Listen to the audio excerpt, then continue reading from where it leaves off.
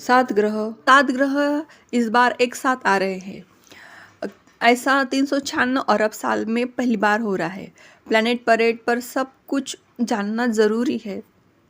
तो Republic day पर आप सभी ने परेड तो ज़रूर देखी होंगी, लेकिन क्या कभी मंगल, शुक्र, पृथ्वी जैसे ग्रहों की भी परेड देखी है? तो 25 जनवरी को सूर्यास्त के बाद सोलर सिस्टम में ग्रह एक कतार में आकर परेड करेंगे। अंतरिक्ष में सभी 7 ग्रहों की परेड देखना काफ़ी दुर्लभ है। दावे यह किए जा रहे हैं कि यह खगोलीय घटना 396 अरब साल में एक बार होती। तब तो आप सभी समझ गए हैं कि प्लैनेट परेड भी होती है। हमारे सौर मंडल में सभी ग्रह सूर्य की चारों तरफ घूमते हैं। जब कुछ ग्रह थोड़े वक्त के लिए सूरज की एक तरफ इकट्ठा होते हैं तो ऐसा लगता है कि एक दूसरे के आसपास है। जब कुछ ग्रह एक सीधी लाइन में नजर आते हैं तो इसे प्लेनेटरी अलाइनमेंट कहते हैं। आसान भाषा में समझे तो सोलर सिस्टम में 8 ग्रह सूरज के चक्कर लगाते हैं, तो इनमें से पृथ्वी भी एक ग्रह है। यह ग्रह हमेशा एक दूसरे के अलाइन होते हैं। सोलर सिस्टम ऐसा ग्रुप नहीं है जिसमें ग्रह इधर उधर भाग रहे, बल्कि ग्रह सर्कल शेप में चक्कर लगाते हैं। हर एक ग्रह किसी दूसरे ग्रह से दूर होता है, इसलिए इन ग्रहों का चक्कर लगाने का समय भी अलग अलग होता है। ऐसे में जब सभी ग्रह सूरज का चक्कर लगाते हुए एक सीधी लाइन में आ जाते हैं तो उसे प्लैनेट परेड कहते हैं। जब 2 या इससे ज़्यादा ग्रह एक लाइन में आ जाते हैं तो इसे पृथ्वी से सामान्य आंखों से भी देखा जा सकता है। इसमें बृहस्पति, शुक्र और मंगल जैसे ग्रह दिख जाते हैं, लेकिन यूरेनस और नेपच्यून जैसे ग्रहों को देखने के लिए टेलीस्कोप होना पास में बहुत ज़रूरी होता है। ऐसी दुर्लभ घटना कई सालों में एक बार होती है। आमतौर पर इतने सारे ग्रह को एक साथ देख पाना मुमकिन नहीं होता। 25 जनवरी को यह परेड सूरज ढलने के तुरंत बाद शुरू हो जाएंगी, जब शुक्र, शनि, बृहस्पति, मंगल, नेपच्यून और यूरेनस एक लाइन में आ जाएंगे। अब यूरेनस और नेपच्यून को टेलीस्कोप की मदद से देखा जा सकता है, तो इसके लिए आपके पास टेलीस्कोप होना काफ़ी ज़रूरी है, क्योंकि ये दोनों ग्रह धरती से काफ़ी दूर है। शुक्र और शनि पश्चिम दिशा में दिखाई देंगे, जबकि बृहस्पति और मंगल पूर्व दिशा में दिखेंगे। इस परेड को देखने का सबसे अच्छा समय सूर्यास्त के लगभग 45 मिनट बाद का है।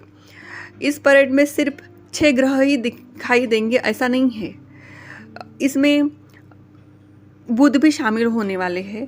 तो 25 जनवरी को पूरे सातों ग्रह दिखाई देने वाले हैं। तो इसमें पृथ्वी के अलावा सोलर सिस्टम के सभी 7 ग्रह भी परेड करेंगे। हालांकि उस समय सभी ग्रहों को देखना मुश्किल होगा, क्योंकि तब शनि, शुक्र और नेपच्यून सूर्य के काफ़ी करीब होंगे।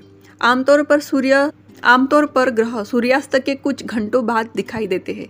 जब सूर्य की बची हुई रोशनी खत्म हो जाती है तब प्लैनेट परेड को देखने के लिए शहर से दूर या किसी अंधेरी वाली जगह पर जाना चाहिए, जहां आसमान काफ़ी साफ नजर आता। शुक्र, मंगल, बृहस्पति और शनि ग्रह को रात के अंधेरे में बिना टेलीस्कोप की मदद से भी देखा जाएगा, सामान्य आंखों से। इसका मतलब है कि सामान्य आंखों से आप देख सकते हो। नेपच्यून और यूरेनस को देखने के लिए टेलीस्कोप की मदद लेनी पड़ेगी। तो इस बार प्लैनेट परेड के दौरान शुक्र ग्रह सबसे ज़्यादा चमकता हुआ दिखेगा, वही मंगल ग्रह दूर से देखने पर लाल रंग के बिंदु के जैसा दिखेगा। इसके अलावा शनि ग्रह जो है वो धुंधले बिंदु के जैसे होंगे, और बृहस्पति ग्रह जो है सफ़ेद बिंदु की तरह दूर से दिखाई देंगे। खास बात यह है कि सारे ग्रह एक साथ आसमान में नजर आएंगे। इन्हें आँखों से देखने में कोई समस्या नहीं होगी, क्योंकि ग्रह से आने वाली रोशनी सूर्य की तरह तेज या हानिकारक नहीं होती है। सामान्य तौर पर खुली आँखों से ग्रह सब बेहद छोटे नजर आते हैं।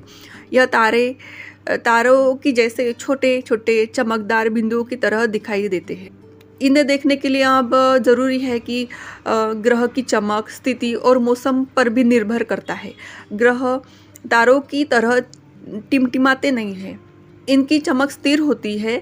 ग्रहों को देखने के लिए ज़रूरी है कि आसमान साफ हो, वायु प्रदूषण कम हो, आसमान में बादल ना हो, जिससे आसानी से ये सब देखा जा सकता है।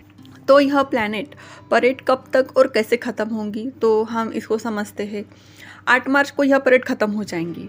इस आखिरी परेड में मंगल, बृहस्पति, शुक्र, यूरेनस, नेपच्यून और बुध ग्रह शामिल रहेंगे। इस दौरान आसमान में आधा चांद भी दिखाई देगा, जो कि एक अद्भुत नज़ारा होगा और इसे और ख़ास बना देगा। आमतौर पर यह परेड कुछ दिनों तक चलती है। तो 21 जनवरी से शुरू हो चुकी है यह परेड और 8 मार्च तक ही चलेंगी। यह प्लैनेट परेड यह एक अस्थायी घटना होती है और यह ग्रहों की स्थिति बदलने पर ख़त्म हो जाती है। ग्रहों के जो ऑर्बिट होते हैं वो स्थिर होते हैं, लेकिन वे समय के साथ धीमी गति से बदलते रहते हैं। जैसे ही सभी ग्रह अपने अपने ऑर्बिट पर चले जाते हैं तो परेड खत्म हो जाती है। हालांकि सूरज का चक्कर लगाने में इन ग्रहों की स्पीड, रास्ता और लगने वाला समय अलग अलग होता है। तो इस प्लैनेट परेड से क्या पृथ्वी को कोई नुकसान भी हो सकता है? तो एक्सपर्ट ये कह रहे हैं, एक्सपर्ट के मुताबिक प्लैनेट परेड से सोलर सिस्टम को कोई नुकसान नहीं होगा। यह एक अस्थायी घटना है जो ग्रहों के एक साथ आने पर होती है। इससे ग्रहों की पोजीशन में बदलाव ज़रूर दिखता है, लेकिन यह सोलर सिस्टम को प्रभावित नहीं करती। सोलर सिस्टम में ग्रहों के ऑर्बिट बहुत स्थिर होते हैं और इनमें ग्रहों की स्पीड अलग अलग होती है। सभी ग्रहों के एक साथ आने पर इनकी ग्रेविटेशनल फोर्स यानी गुरुत्वाकर्षण शक्ति इतनी ज़्यादा नहीं होती कि एक दूसरे को नुकसान पहुंचा दे। सभी ग्रहों के ऑर्बिट एक दूसरे से अरबों किलोमीटर दूर स्थित है। तो यह प्लैनेट परेड 8 मार्च 2025 को ख़त्म हो जाएंगी। 2025 साल में आसमान में ग्रहों की 2 और परेड देखने को मिलेंगी। वही अगले 151 सालों में 4 और परेड और प्लैनेट परेड होंगी। जैसे कि 15 अप्रैल 2025 को यह एक छोटी सी प्लैनेट परेड होंगी, जिसमें नेपच्यून, बुध, शनि और शुक्र आसमान में एक साथ दिखाई देंगे।